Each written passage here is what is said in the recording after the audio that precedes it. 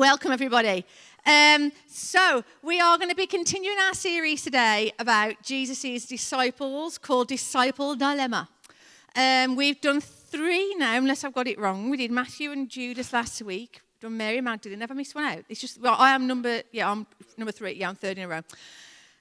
So I'm going to continue this week. Now, just to remind us, the whole point of this series is that when we're looking at the first disciples, we're not looking to see why they were so important and why Jesus picked them and what was so special about them. We're actually looking at them to see how normal they were, right? Because he wasn't looking for perfect people when he started calling his other disciples. He was looking for real people, which is good news because I'm a real person and so are you. Okay, so there's hope for us. He was looking for real people who would experience real transformation and who would carry the real story of God in the real world they lived in. Okay, he wasn't looking for saints and the holiest of holy people. So who did he call? And what did he see in them? And what does he see in us today? So that's the aim of this series. And today we're going to continue. We're going to focus on a female disciple that is quite little known, really, called Joanna. Now, I've been preparing for Joanna for 2 weeks, and every time I say the woman's name, I hear Eddie Grant in my ear telling me to give me hope, Joanna, give. It's not that Joanna. That's actually about Johannesburg. Did you know that? Yeah, it's about apartheid. Anyway, not that Joanna, but you're welcome for the earworm, and let that be my gift to you. Good old Eddie. Now, this is a different Joanna. She's actually only mentioned twice in the whole of the Bible. Both times in the Gospel of Luke, which isn't unusual because, incidentally, of all the guys that wrote the Gospels, Matthew, Mark, Luke and John, Luke is seen by many scholars as like the champion of the minorities, particularly women, because he wrote about Jesus' encounters with the women that he met more than any other Gospel writer, which is probably why I like Luke so much. I feel represented in the Gospel of Luke, and all the girls, women in the room are nodding with me. So that's why Luke's my favourite. But this is what Luke then says about Joanna. Let's read the 2 verses because they're not very long, and then we'll talk about that. So the first one is in Luke 8, and it's verses 1 to 3. It says, "After this, Jesus travelled about from one town and village to another, proclaiming the good news of the kingdom of God. The 12, that's the 12 disciples who were with him, and also some women who had been cured of evil spirits and diseases. Mary, called Magdalene, which is who Pete spoke on in week 1, from whom 7 demons had come out. Joanna, the wife of, it's pronounced Chusa, I've learned, the manager of Herod's household, Susanna, and many others. These women were helping to support them out of their own means." And then in Luke 24, verses 9 to 10, this is the other place where she's mentioned. This is after Jesus has been crucified and has risen from the dead. It says, "When they came back from the tomb, they told all these things to the 11 and to all the others. It was Mary Magdalene, Joanna, Mary the mother of James, and the others who was with them who told this to the apostles." That's where she's mentioned. I will break down and explain those things in a bit. But those are the 2 times that we hear about her. Apart from that, we know nothing about this woman. So who was she? And how did she come to encounter Jesus? And how on earth am I going to fill half an hour on 2 lines in the Bible? Oh, challenge extended. She will do it. 5:10. Okay. So, who was Joanna? This is how to flog a dead horse. Not really. It's quite interesting, genuinely, it is, despite the 2 lines about her. Now, as was typical with most women that are mentioned in the Bible, not all, but most, virtually no background information is given about them. That's just the culture of the time, right? It was written by men in a patriarchal society who didn't even realise they were being patriarchal. It was just the way things were. And so they never told stories about women and gave very little detail about their background. That's just the way it was. Any historical writing of the time is the same, not just the Bible. So we don't know what family she came from. We're not told that. We don't know what village she grew up in. We don't know if she had any kids.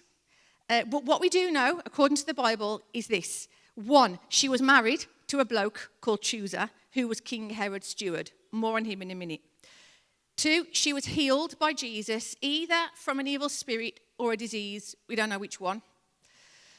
3, she personally financed Jesus' ministry. 4, she was present when Jesus' tomb was rolled away after the crucifixion. And 5, she served as a witness to the 12 apostles after Jesus had risen from the dead. That's what we know about her from those 2 verses, which is actually quite a lot, actually, when you really read into it. That's what the Bible says, but history can also help to contextualize a little bit. And Pete just got really excited because I said the word history. Look, yeah, look, he's smiling, he likes his history, does that, Pete? But history can help us fill in some of the blanks about her life and what she was like and what she was going through when she first encountered Jesus. So here's some history for you. Are you ready? History buffs in the room. Joanna was married to a bloke called Chusa. So he's the manager of King Herod's household. That means that Chusa would have been kind of considered Herod's chief financial officer, his CFO in modern day talk. He was in charge and essentially controlled the treasury and the property of King Herod's court. Now, both back then and today, being a CFO is quite an important, well-paid job, which meant that Joanna, therefore, was not married to just anybody. She was married to a guy with a degree of wealth. She wasn't a mere peasant. And lots of the people that hung out with Jesus in the scriptures they were poor, illiterate, working class people, real rough diamonds. But Joanna wasn't one of them.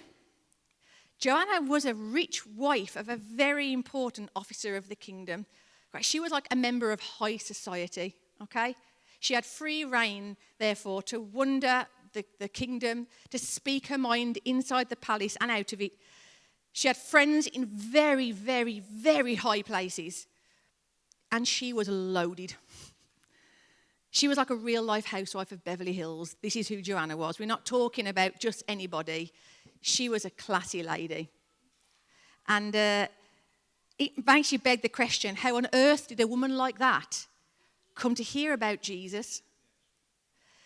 How did this well-connected socialite hear about this controversial, impoverished, nomadic preacher who's working his way through the Galilean countryside being followed by a group of uneducated misfits?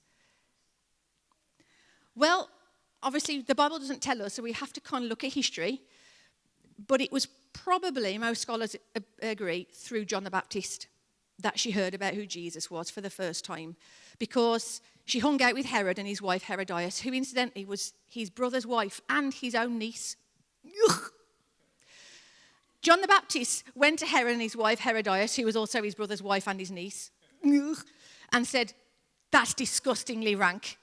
In the Bible, it says, "That's unlawful." What he means is, "You weirdo, that's horrible, ick, ick, ick, ick, ick."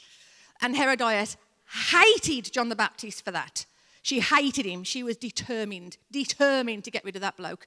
And so in the palace, Joanna would have been hearing these quarrels because King Herod quite liked John the Baptist. He was a bit of a wet blanket in it, actually, to be honest, King Herod. He liked the teachings, but he was scared of his weird niece wife, hybrid, weirdo, incestuous wife, and didn't want to, rile her up, would you?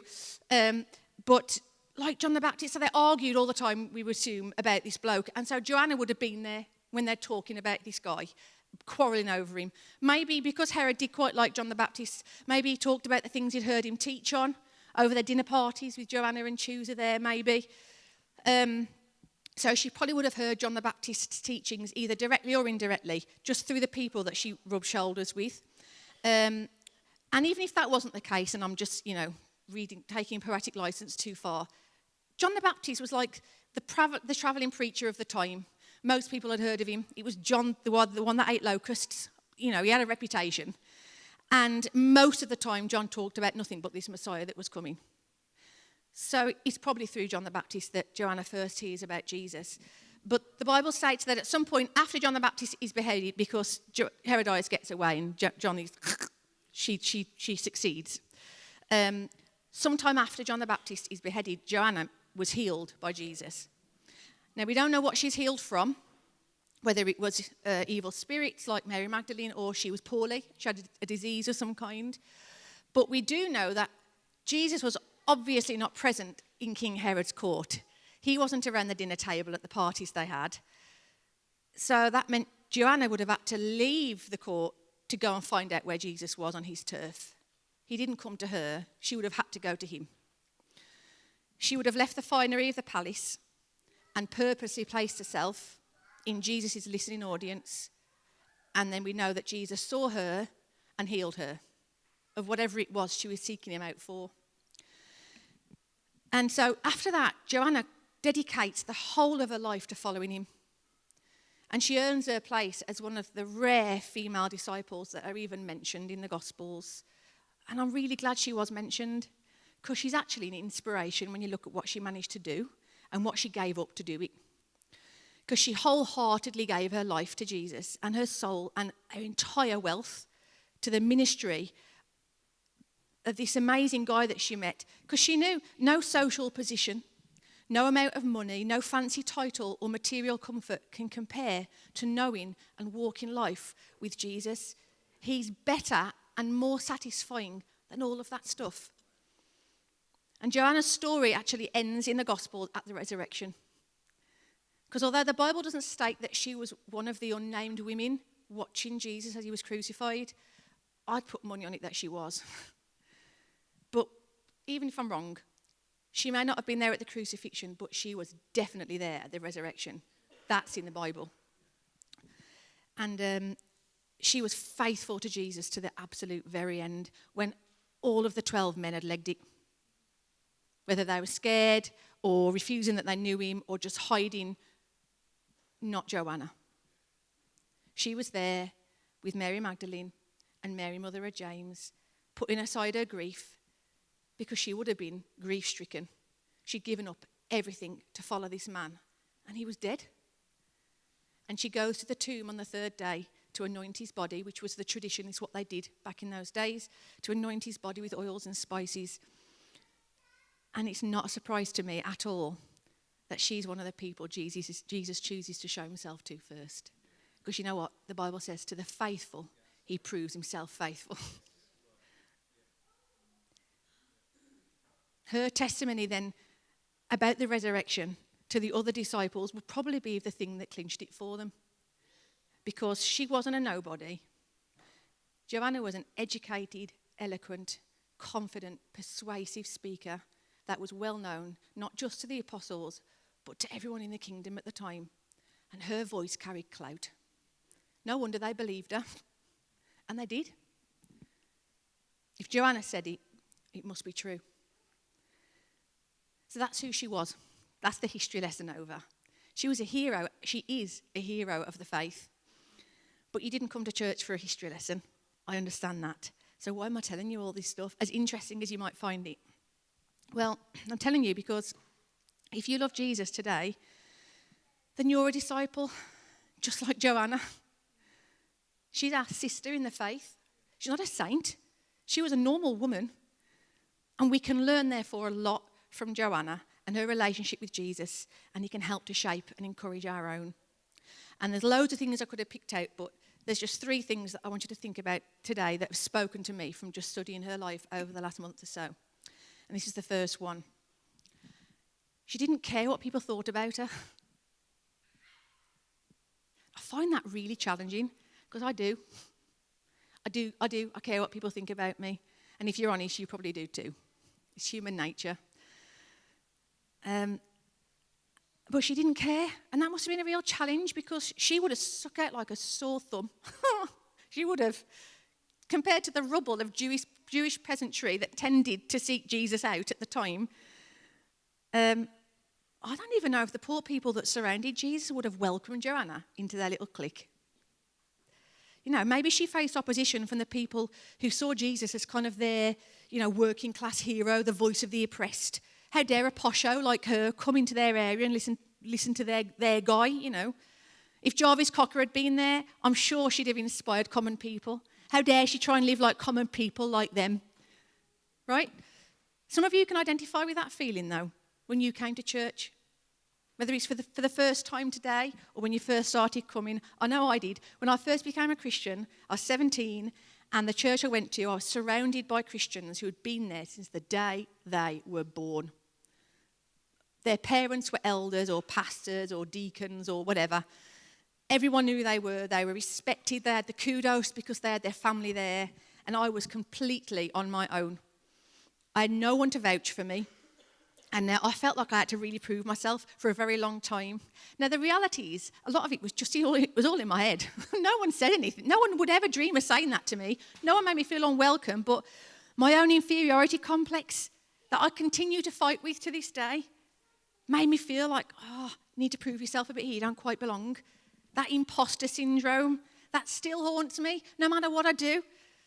Some of you know that feeling really well sitting here today. And maybe Joanna felt that way too.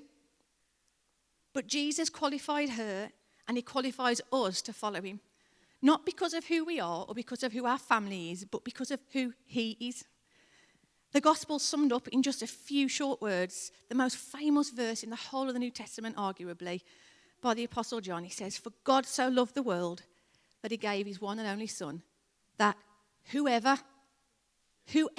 believes in him will not die, but have everlasting life." Whoever believes in him, whoever. You are welcome in God's family today, whoever you are. Now, even if Joanna didn't face opposition from the crowds, she would definitely have faced opposition from inside Herod's court, from her crowd. It would have taken so many guts and great faith and real courage for her to seek Jesus out. Because she knew that actually being there with Jesus could almost lead to her execution by King Herod. She was basically demonstrating a betrayal of the king. And despite all of that opposition, Joanna didn't care what people thought about her. She knew the only path that could give her life and healing was found in Jesus. And so she sought him out. And some of us can identify with that today. Because it might not have been a life or death situation, a life or death decision for you to come to Jesus when you did, but that doesn't mean it didn't take courage. Some of you have taken guts just coming here today. Maybe your mates think you're mad. You go to church? What are you going to church for? My parents were absolutely freaked out when I started going to church when I was 17. They thought I'd been brainwashed or something. My dad, I was so self-conscious telling him for the first time, I'm going to go to church. I think I've become a Christian. My dad just took the mick. He's Netherton black country through and through. And I remember vividly him going, "Mog, the baby's found God." It was his attempt at using humour, I think, to alleviate or evaporate the awkwardness that he clearly felt when I mentioned the G word. But it was not easy telling them. People like my family, they don't go to church. And it made me stick out like a sore thumb as well. For a long time, it still does in a way. They're kind of used to it now. It's been 20 odd years. But even so, still sometimes, I feel like the weird one. But I don't regret it. Because meeting Jesus, it changed my life. And that's exactly what Joanna encountered too. She must have been self-conscious at some points as well. Firstly, as a woman. For starters, it was unheard of any woman to travel alone in Jewish culture, together with the fact that she'd immersed herself with the poorest, illiterate people in society. Can you imagine how she looked in that crowd? Dressed in her finery. She didn't look nothing like the rabble of other people following Jesus. But her character was stronger than that. It was stronger than what people said about her. Because the only person's approval she really cared about was the person who healed her. And that was Jesus. So I've got a bit of a challenge for you first off. Can you say the same thing? Because we are so self-conscious in our culture. We're so aware what other people think about us. So easily embarrassed. So eager to present this kind of picture-perfect image on social media. I get it. And it translates to all areas of life, even church. I'll tell you a story just to make you know how normal I am if you didn't realise already. You all know I'm normal, right? I'm the normal preacher. You get that. I haven't got to burst that bubble. Good. Not that the others aren't, but I am the normal preacher. Because, and I'll tell you why. I'll tell you for why. Right. A few years ago, I was asked to be on a leadership team of this regional network. A few of you have heard this story in my life group. Forgive me. Don't ruin the punchline. There is a punchline. This really happened to me. I'm asked to be on this leadership team of this regional church network. And they were really, really welcoming, but they'd never had a woman at all and never had anyone under the age of 35 at the time on their team. I was the youngest by 20 years and the only female. They were wonderful. Can't fault them. They were so welcoming. Went to my first meeting a bit nervous, I've got to prove myself. They've got a girl here, a youngish-ish girl here. And it went really well. They were great. Listened to my contributions. It was wonderful. At the end of the meeting, they said, let's put a date in for the next one. I said, great, no problem. Reach into my bag to get my phone, which is also my diary, pulled it out, and there's a panty liner stuck to the back of it. Normal preacher. I was so desperate to make a good impression. The good news is all of their wives were also their age, so I think they just thought it was a tissue and they'd not seen one for years, so I got away with it. But there you go. There we go. I care what people think about me. So do you. We all do. None of us want to buck the trend or stick out. I wanted to be the perfect Christian leader, and I've brought them right down to earth. But we want to fit in. We want to be like everyone else. Ask any teenager you meet, and they'll agree. You have to follow the unofficial uniform of the day. Wear the fashion everyone else wears. Wear the shoes everyone else wears. Talk the way everyone else talks. Listen to the same music. Make sure you know which videos are trending on TikTok. Don't stick out, and then you'll fit in. Everyone's been a teenager. You know what it's like. But Jesus calls us to the absolute opposite. He calls us to stand out, to shine, to be a bit salty, to bring taste, to be different. This is how he says it in Matthew 5. And Joanna would have heard him teach this. You're the salt of the earth. If the salt loses its saltiness, how can it be made salty again? It's no longer good for anything except to be thrown out and trampled underfoot. You're the light of the world. A town on a hill can't be hidden. Neither do people light a lamp and then put it under a bowl. Instead, they put it on its stand and it gives light to everyone in the house. In the same way, let your light shine before others, that they may see your good deeds and glorify your Father in heaven. And Joanna did exactly that. She bucked the trend. She knew she stood out. And maybe the people in the crowd did resent her being there. She was bougie. I learned that word this week. Do you know what bougie means? It means like a richie, quality, good quality. If you ask your wife if she takes you out this weekend or your husband, I want to go somewhere bougie, babe. Okay. And Joanna was bougie. She was rich. She wasn't one of them. She was in the king's crown and they hated the king. But Joanna didn't care what people thought about her. And she was rewarded with an intimacy with Jesus that far outweighed her self-consciousness. She was there for all of his sermons. She was able to listen to him intently. And she became one of the first women disciples. So what we can learn from Joanna is this. Don't let your people's opinions of you stop you from pursuing and shining for Jesus. It sounds very simple. But don't hide your faith in God. Don't keep it in a compartment for a Sunday afternoon so you don't stick out in the pub on a Saturday night. The approval or the acceptance of other people does not compare to the joy found in his presence. Joanna's life is proof of that. What else have I learned from her? Number 2. She was free from materialism. And that's another big one in our culture. The temptation to buy now and pay later so you can have whatever you want is immense. Entire industries operate by nurturing that materialism in us, making us long for things we don't really need. I say this with a tongue in my cheek because my husband is currently sat 5 hours into a business class flight going to Florida for the week for work. True story. He sent us pictures from the business class lounge in Heathrow this morning of him at 8 to 9 drinking complimentary champagne. I hope he gets a banging hangover. I do. He was eating cooked-to-order eggs Benedict with smoked salmon. I sent him a picture of my sad porridge with a mushy banana in because the shopping didn't come yesterday and we haven't got any food in the house. And but he did drop his phone in the hollandaise sauce, so he shouldn't have had that second glass of champagne. Serves him right. Tomorrow night he'll be, there's a bed in business class. He sent us a video of his room on the plane. His room on the plane where he can have a full bed, his own portable iPad that he can choose any film he wants, and he can also nip to the bar at the back of the plane. What? He then gets a 2-hour shuttle to Sarasota, which is Donald Trump's second home, I'm told. And he's going to spend the entire week at Sarasota Yacht Club. True, that's where their conferences are. Followed by a sunset sail around the marina one of the evenings. The way some people live, his work has paid for it all. I just want to emphasize that. We haven't. But Matt gets to do this stuff for his job. He's so lucky. He tells me it's really hard work. I'm sure it is. I don't knock it. He's got a lot of pressure on his shoulders. But man, I'd love to fly business class. Joanna would have flown business class. She knew that kind of, if there were planes at the time, and there weren't, obviously, but the equivalent of. Joanna, she knew what it was like. She was a business class bird. There you go. That isn't in the notes, but that just came to me. She was minted. She'd have had everything most people longed for, comfort, luxury, you name it. And yet what happens is after she encounters Jesus, she swaps all those riches and comfort for the life of a travelling nomad. She invests all she had into personally funding Jesus' ministry. Joanna foot the bill.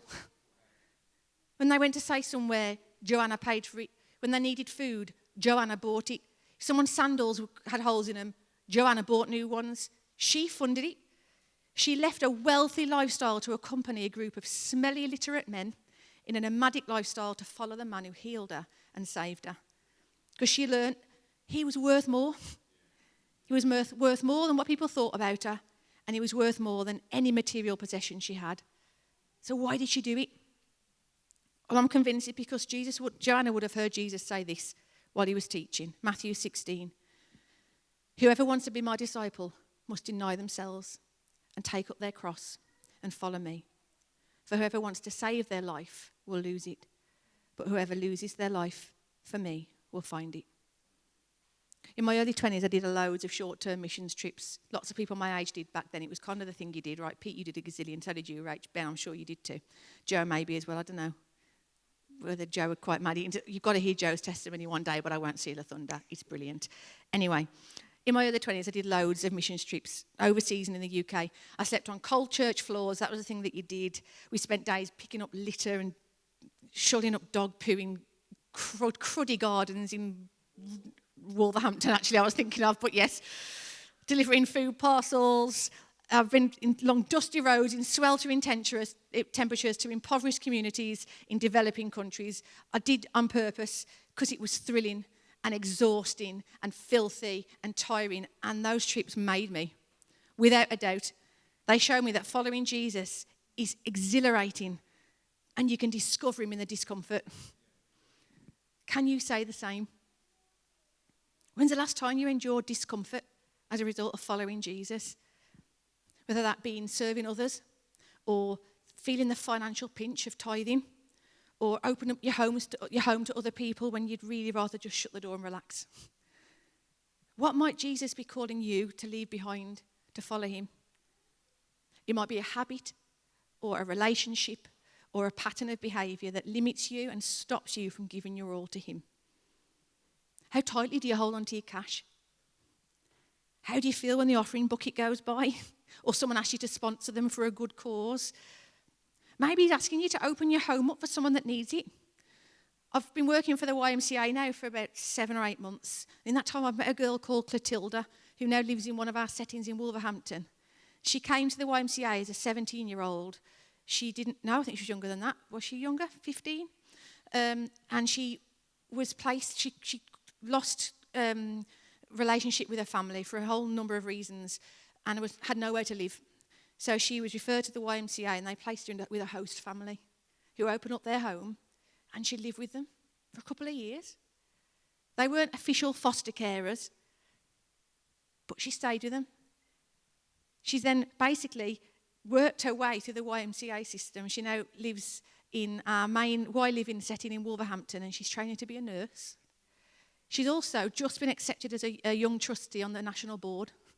And now she's being mentored by a wonderful guy called Phil Walker, who's a Christian over at Junction 10 Church. And you can see how God has used this girl. Ultimately, because someone said, you know what, we've got a spare room doing nothing, let's let her stay in it. When it would have been easier to just put the clothes horse in it, like I do with mine. But no, Clotilda could live in there. And they saved her. God used those people to save that girl's life. Who knows where she would have been? It's incredibly freeing and massively faith-building to trust God with your money or your home or your comfort. That's how you encounter him as Jehovah Jireh, our provider. And Joanna knew all this to be true. And she willingly honoured the Lord with her comfort, her property, and her wealth. Band, do you want to come back up? Because I'm going to finish with this. Because there's one final thing I've learned from Joanna, and it's this. And I think this could be quite prophetic for some people here today. Joanna was seen, which may seem a little bit of a strange thing to say, but there's 2 lines. It's 2 lines, that's all we get about Joanna in the Bible. 2 small mentions. She wasn't and hasn't been like immortalised as like a big name. She's not a Peter or a Matthew or a John or a James with story after story of their life in print. But she was faithful anyway. Faithfulness was like the hallmark of her life. And Jesus saw that. And I think the word for some of you here today is this: Jesus sees you too. You may feel like you've been faithful to God for years and no one's ever really seen it. Maybe you've served God faithfully, but now you're just feeling a bit dry. You experienced his presence a long time ago, but it's just been years since you felt the presence of God burning in you. But you've remained faithful. You have plodded on. But now you're starting to wonder, does God really see me? What we can learn from Joanna is, yes, he does. God sees you. He sees your faithfulness, and his word for you today is, well done, good and faithful servant. I see you. It might be your marriage. You've been faithful in a marriage for years, and it has been so hard. It's felt like you're the only one trying to make it work, but you've stayed because you promised you would, and because you love Jesus and you want to be faithful to him. I want to say, God sees your commitment today. And he wants you to experience his presence like Joanna did, because it was the presence of Jesus that made her want to keep going, that helped her to remain faithful. It was his presence that provided that comfort and that encouragement and that strength and that restoration that kept her there when it would have been easier to go back to the palace and have a glass of wine. Maybe you've been waiting for God to show you the big thing he wants you to do, and nothing's emerged. And you see other people doing all this wonderful thing, and you're like, God, what about me? And I say to you today, God sees you, and he wants you to stay faithful in the small things, because it's the small things, it's the giving, the following, the small sacrifices, the conversations that you have with people when you could be doing other things, the financial investment that you've made into his kingdom when you could have spent that money on yourself. God sees what you've done. He sees how you've lived, and he wants you to know that today.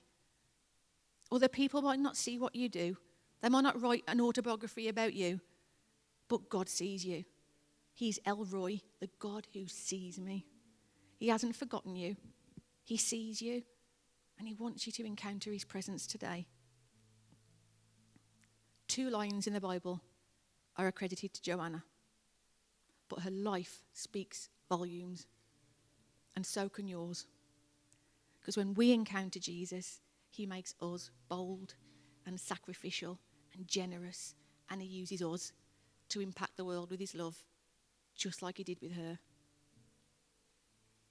So will you do what Joanna did, and will you seek him out today? Will you let yourself have an encounter with Jesus that changes you forever, that opens up wells of confidence and generosity and boldness in you that allow you to follow him anywhere and do whatever he asks of you? So very simply, we're just going to worship God now. And I want to just challenge you as we stand and sing together, just open your heart up to the Lord. Tell him you want to experience his presence again. Ask him to make you bold and courageous and faithful. And if you want us to pray for you, we'll be down the front. We'll come and pray for you, no problem. Just come out. But let's worship the Lord together now, and let's reach out to Jesus like Joanna did and ask him to meet with us.